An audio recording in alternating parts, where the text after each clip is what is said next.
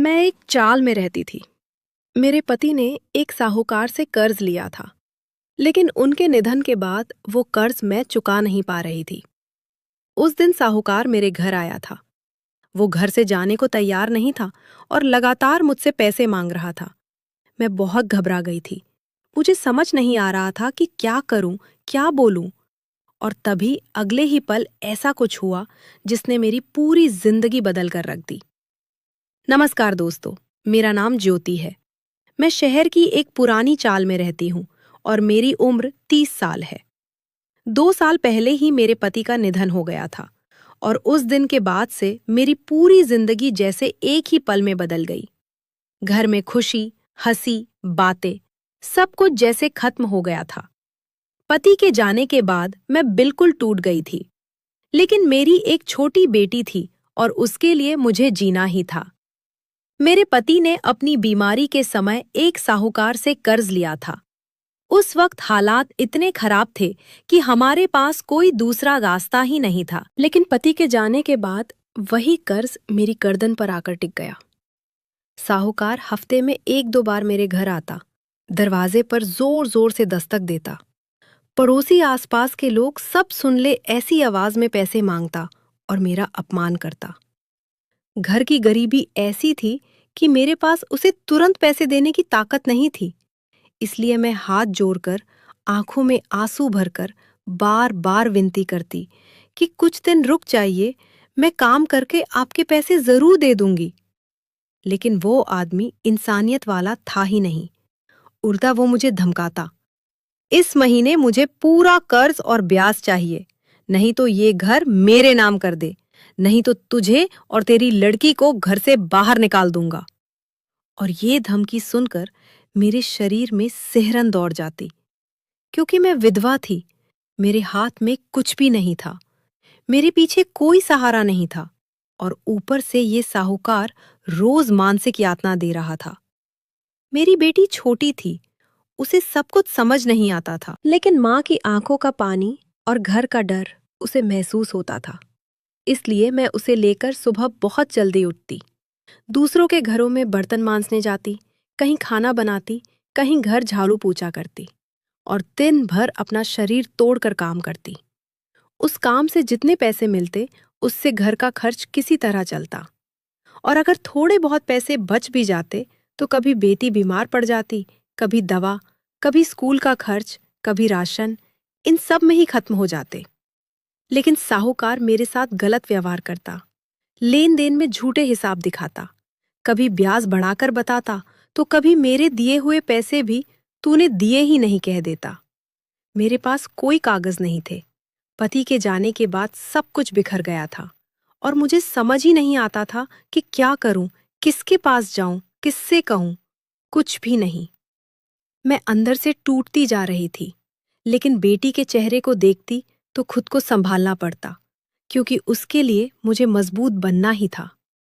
जिस चाल में मैं रहती थी, वहां मेरे बगल में एक कमरा कई दिनों से खाली था और पिछले 2-3 दिनों से मुझे लग रहा था कि वहां एक जवान लड़का रहने आया है। वो देखने में बहुत अच्छा था, लंबा, साधारण लेकिन साफ सुथरा। चेहरे पर एक शांति थी और मेरी आंखों के सामने वो कभी-कभी आते जाते दिख जाता था, मगर मेरी उससे बात नहीं हुई थी। मेरी जिंदगी में इतनी उथल-पुथल चल रही थी कि किसी को देखना, पहचान बनाना, बात करना, इन बातों के बारे में सोचने की ताकत ही मुझ में नहीं थी। ऐसे ही 5-6 दिन बीत गए और साहूकार ने जो आखिरी तारीख दी थी, वो नजदीक आ गई। उस दिन मैं घर में ही थी, बेटी पास में बैठी थी और मन में बस एक ही डर था, आज साहूकार आया तो? मेरे पास पैसे नहीं हैं, मैं क्या करूंगी? और सच में, अचानक मेरे दरवाजे पर जोर से दस्तक हुई। मेरा दिल तेज तेज धड़कने लगा, हाथ कांपने लगे और मैंने धीरे से दरवाजा खोला तो सामने साहूकार खड़ा था। वो मुझे देखकर खुशी में एक विकृत नजर से हंसा और जैसे मेरे दुख पर मजा ले रहा हो, ऐसे अंदाज में बोला, हुआ क्या पैसों का? आज मुझे पैसे चाहिए, आज आखिरी दिन है। मैं कांपती आवाज में बोली, साहूकार, कुछ दिन और रुक जाइए, मैं कुछ ना कुछ करके आपके पैसे दे दूंगी। मैं काम कर रही हूँ, मुझे थोड़ी मोहलत दे दीजिए। लेकिन वह सुनने को तैयार ही नहीं था। वो बोला, मैं आज पैसे लिए बिना कहीं नहीं जाऊंगा। मुझे मेरे पैसे अभी के अभी चाहिए। और मेरी आंखों में आंसू भर आए। मैं विनती कर रही थी, मेरी आवाज टूट रही थी। और मेरी बेटी ने मेरी तरफ देखा तो उसके चेहरे पर भी डर उतर आया, क्योंकि उसे इतना समझ आ रहा था कि मां मुसीबत में है। साहूकार और भी बदतमीजी से बोलने लगा, रोने का नाटक मत कर। पैसे लेते समय तू और तेरा पति मीठा बोलते थे। अब रोकर मुझे बेवकूफ बनाना चाहती है क्या? मुझे सब पता है। मुझे मेरे पैसे चाहिए। मैंने कहा, मैं नाटक नहीं कर रही। गरीबी के आगे मैं हार गई हूं। मेरे पति चले गए, मेरे सिर पर कोई नहीं। मैं आपसे 1 महीने का समय मांग रही हूं, बस इतना। लेकिन साहूकार को ये भी मंजूर नहीं था। वो मेरे और करीब आने लगा। उसका चेहरा लाल हो गया था। उसकी आंखों में गलत इरादा साफ दिख रहा था। और उस पल मेरे मन में इतना डर भर गया कि मैं घबराकर आंखें बंद कर बैठी, क्योंकि मुझे लगा कि वो मुझ पर हाथ उठा देगा या कुछ और गलत कर देगा। मेरे शरीर की ताकत जैसे खत्म हो गई थी। पैर कांप रहे थे। लेकिन तभी अचानक किसी ने साहूकार का हाथ जोर से रोक लिया। मैं चौंक कर आंखें खोलती हूं तो सामने वही पड़ोस में रहने वाला जवान खड़ा था। उसने साहूकार का हाथ पकड़ रखा था और उसकी आवाज में एक ठहराव और मजबूती थी। साहूकार गुस्से में बोला, अरे तू कौन है? मेरा हाथ क्यों पकड़ा? उस जवान ने शांत लेकिन ठोस शब्दों में जवाब दिया, आप चाहे जो भी हो, आपको किसी औरत पर हाथ उठाने का अधिकार नहीं है। आप पैसे मांग सकते हैं, लेकिन धमकी देकर, डराकर नहीं। साहूकार मेरी तरफ उंगली करके बोला, इस औरत के पास मेरे पैसे हैं। इसके पति ने मुझसे कर्ज लिया था, अब ये वापस नहीं कर रही। मैं तुरंत उस जवान की तरफ हाथ जोड़कर देखने लगी। मेरी आंखों से आंसू बह रहे थे और मैंने कहा, ये जो बोल रहे हैं वो सच है।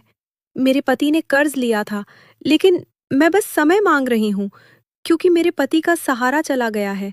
मैं अकेली रह गई हूँ। मुझे बस 1 महीने का वक्त चाहिए, लेकिन ये अभी पैसे मांग रहे हैं और मेरे पास अभी पैसे नहीं हैं। तब उस जवान ने साहूकार की तरफ देखकर पूछा, कितना कर्ज है? साहूकार ने आंखें बड़ी करके कहा, 1 लाख रुपए मुझे अभी के अभी चाहिए, नहीं तो मैं यहां से नहीं जाऊंगा। मैं ये घर अपने नाम करवा लूंगा। इसे और इसकी लड़की को घर से बाहर निकाल दूंगा। ये सुनकर मेरा खून जैसे जम गया, क्योंकि 1 लाख, इतने पैसे मैंने जिंदगी में एक साथ कभी देखे ही नहीं थे। मैं अपने आप से ही सोच रही थी, मैं कहाँ से लाऊंगी? मेरी बेटी का क्या होगा? मेरी जिंदगी और कितना टूटेगी? और तभी उस जवान ने मेरी जिंदगी में ऐसे शब्द बोले जो मैंने 2 साल में कभी नहीं सुने थे। उसने शांत स्वर में कहा, मैं देता हूं आपके पैसे। मेरी आंखें और भी भर आईं और मुझे एक पल के लिए लगा कि मैं सपना देख रही हूं, क्योंकि जो आदमी मेरे लिए बिल्कुल अजनबी था, जिससे मेरी पहचान तक नहीं थी, वही आदमी इतनी बड़ी रकम चुकाने को तैयार था। मेरे मन में 1000 सवाल उठे। ये कौन है? इसके पास इतने पैसे कहाँ से आए? ये मेरे लिए ऐसा क्यों कर रहा है? और फिर भी उस पल मेरे दिल के किसी कोने में 2 साल बाद पहली बार उम्मीद की एक छोटी सी किरण चमक उठी। मैंने तुरंत कहा, आप क्यों भर रहे हैं पैसे? मैं दे दूंगी। मैं किसी तरह करके दे दूंगी। आप अपने पैसे क्यों खर्च कर रहे हैं? लेकिन वो जवान मेरी तरफ देखकर इतना शांत खड़ा था कि पहली बार मुझे उसकी आंखों में इंसानियत नजर आई। वैसे वो जवान बहुत शांति से बोला, मैडम, आप चिंता मत कीजिए। जब आपके पास पैसे आएं, तब मुझे दे देना, कोई जल्दी नहीं। इतना कहकर वो तुरंत अपने कमरे में चला गया। कुछ ही पलों में वो हाथ में नोटों का एक मोटा सा बंडल लेकर वापस आया। उसने एक बार भी मुझे गलत नजर से नहीं देखा, बल्कि वो मेरे सामने ढाल बनकर खड़ा हो गया। उसने साहूकार की तरफ ठंडी सख्त नजर से देखा और वे पैसे लगभग साहूकार के मुंह पर फेंकते हुए बोला, अभी के अभी यहां से निकल, औरतों के साथ कैसे बात करनी है ये तुझे समझ नहीं आता। अगर मेरे बस में होता तो मैं तुझे अभी पुलिस के हवाले कर देता। तेरे जैसे लोगों की वजह से ही गरीबों की इंसानियत मर जाती है। साहूकार ने मुझे एक बार फिर गंदी नजर से देखा, लेकिन राहुल की आंखों में जो सख्ती और रोक था उसे देखकर वो चुप रह गया। दांत पीसता हुआ बिना कुछ बोले वहां से निकल गया।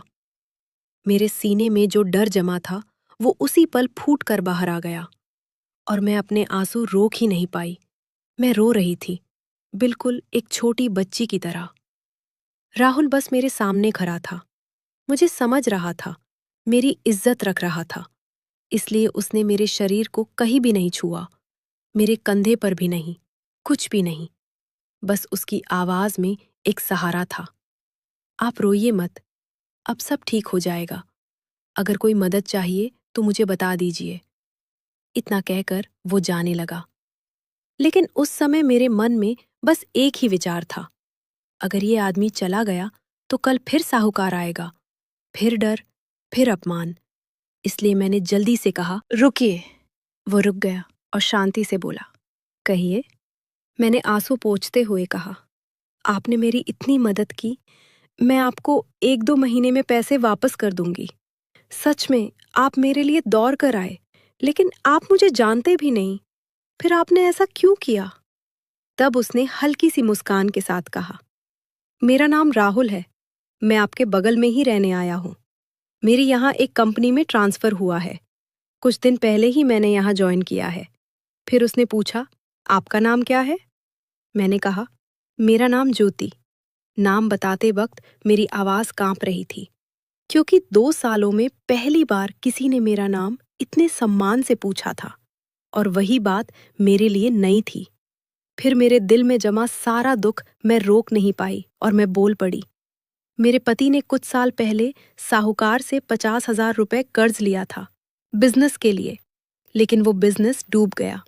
उसके बाद मेरे पति बीमार पड़ गए, अस्पताल में बहुत खर्च हो गया, हम कर्ज चुका नहीं पाए, और पति के जाने के बाद सब कुछ मेरे अकेले के सिर पर आ गया। मैं दूसरों के घरों में कपड़े धोती हूँ, बर्तन मांजती हूँ, खाना बनाती हूँ, जो भी काम मिलता है कर लेती हूँ। जो पैसे मिलते थे मैं साहूकार को देती थी, लेकिन वो पैसों में हेराफेरी करके मुझसे ज्यादा वसूलता था। मेरे पास कोई सबूत नहीं, मेरे पास कोई वकील नहीं, मेरे पीछे कोई नहीं। मैं ये सब बोल रही थी और मेरी आंखों से आंसू फिर बहने लगे। राहुल ने कुछ भी नहीं कहा, वो बस सुन रहा था। और कभी कभी इंसान को सलाह नहीं चाहिए होती, बस कोई ऐसा चाहिए होता है जो चुपचाप सुन ले। मैं थोड़ा संभली और बोली, बैठिए ना, आपके लिए चाय बनाती हूँ। और उस दिन पहली बार मुझे ऐसा लगा कि मेरे घर में फिर किसी मेहमान की आवाज है, फिर थोड़ी सी इंसानियत की गर्माहट है। मैंने जल्दी से चाय बनाई। राहुल ने चाय पी और चाय पीते पीते उसने कहा, मैं यहाँ अकेला रहता हूँ, यहाँ आसपास खाने की कोई व्यवस्था नहीं है। बाहर से रोज खाना मतलब बहुत परेशानी होती है। क्या आप मेरे घर में खाना बनाने का काम करेंगी?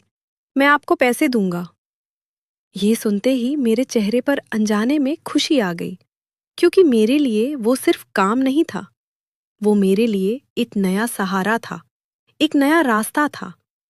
मुझे एक और काम मिल गया था, यानी मेरे हाथ में थोड़े ज्यादा पैसे आएंगे और शायद मैं अपनी बेटी के लिए थोड़ा सुरक्षित भविष्य बना पाऊंगी।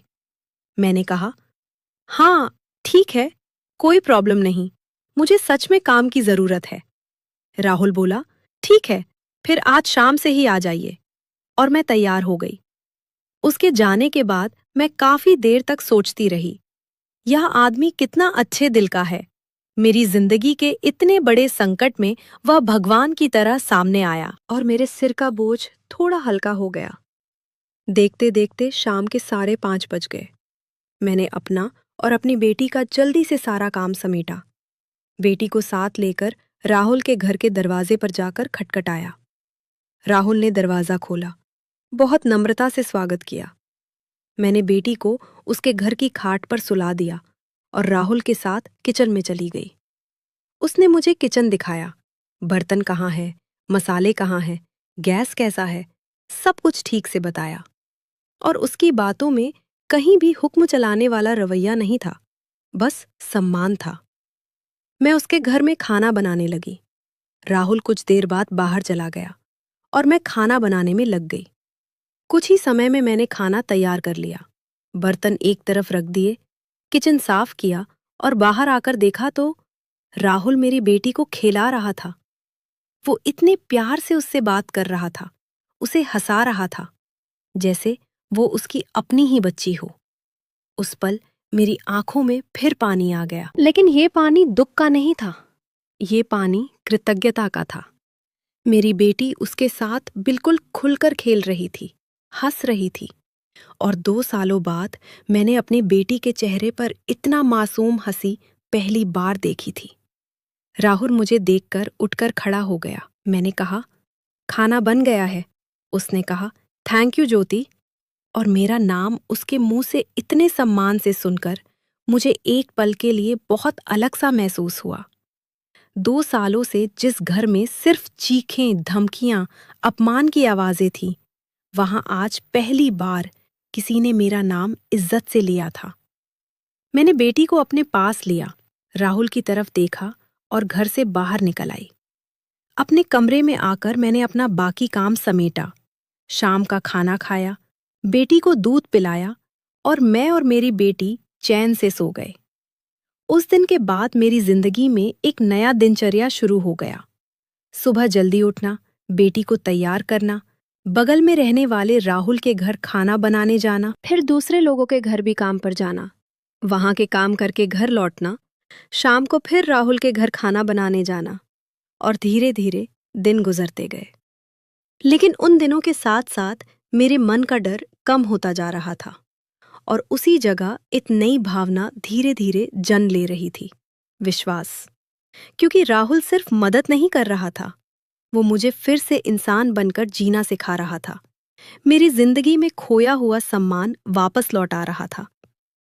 राहुल और मेरी धीरे धीरे बहुत अच्छी बनती जा रही थी। शुरुआत में हमारी बातचीत सिर्फ काम तक सीमित थी, लेकिन दिन ब दिन हमारी बातें बढ़ने लगी।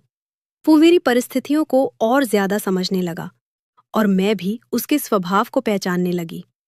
वो इंसान स्वभाव से बहुत शांत, सभ्य और दिल से बहुत बड़ा था। कभी कभी वो मुझे चुपके चुपके देखता, लेकिन उस नज़र में कुछ भी गलत नहीं होता, बल्कि उसमें सम्मान, अपनापन और एक अलग सी आत्मीयता होती। दिन पर दिन गुजरते गए, मेरे मन का डर कम होता गया और उसी जगह अनजाने में एक भरोसा बनने लगा। उस दिन दोपहर को मैं रोज की तरह राहुल के घर खाना बनाने गई थी और मेरी बेटी भी हमेशा की तरह उसके घर में खेल रही थी। राहुल ने मुझसे कहा, ज्योति, आप खाना बनाइए, मैं थोड़ी देर में आ ही जाता हूं। मैंने ठीक है कहा और उसने घर का दरवाजा बाहर से बंद कर लिया। राहुल बाहर चला गया और उस घर में बस मैं और मेरी बेटी ही थी। मैं रसोई में काम कर रही थी और मेरी बेटी कभी खिलौनों में लगी रहती, कभी गुनगुनाती रहती। लगभग आधे घंटे में मेरा खाना बन गया। तभी अचानक दरवाजे पर दस्तक हुई। मैं चौंक गई क्योंकि राहुल ने कहा था, मैं अभी आता हूं। लेकिन इतनी जल्दी आ जाएगा ये मुझे नहीं लगा था। मैंने दरवाजा खोला तो सामने राहुल ही खड़ा था। वो मुझे देखकर हल्का सा मुस्कुराया और उसके हाथ में कुछ थैलियां थीं। उसने वे थैलियां मेरे हाथ में देते हुए कहा, ये आपके लिए और आपकी बेटी के लिए। मैं घबराकर उलझन में बोली, अरे ये क्या है? राहुल बोला, आप खुद देखिए। मैंने थैलियां खोल कर देखा और मेरे शरीर में सचमुच सिहरन दौड़ गई। उस थैली में मेरे लिए 2 नई साड़ियां थीं और मेरी बेटी के लिए एक छोटा सा बहुत प्यारा पायल था। उसी पल मेरी आंखों में आंसू भर आए। मैं कुछ बोल ही नहीं पाई। शब्द जैसे गले में अटक गए थे, लेकिन मेरे आंसू रुक नहीं रहे थे। मैं रोते हुए बोली, ये हमारे लिए क्यों? आपने ऐसा क्यों किया? राहुल बहुत शांति से बोला, आप इतनी ईमानदारी से काम करती हैं, बिना किसी स्वार्थ के। आपको इतना मेहनत करते देखकर मुझे लगा कि आपके लिए कुछ करना चाहिए। आप मेरे घर काम करने आती हैं, लेकिन आपने कभी भी अपना दुख दिखाकर मुझसे कुछ नहीं मांगा। आप बहुत स्वाभिमानी हैं और इसी वजह से मुझे आपके लिए बहुत सम्मान महसूस होता है। मैं फिर रोने लगी। मुझे लगा कि जिंदगी ने मेरे साथ बहुत अन्याय किया, लेकिन आज अचानक भगवान ने मेरे सामने एक ऐसा इंसान भेज दिया है जो मेरी पीड़ा समझता है। मुझे रोता देखकर राहुल धीरे धीरे मेरे पास आया और मेरे गालों पर बहते आंसू उसने अनजाने में पोंछ दिए।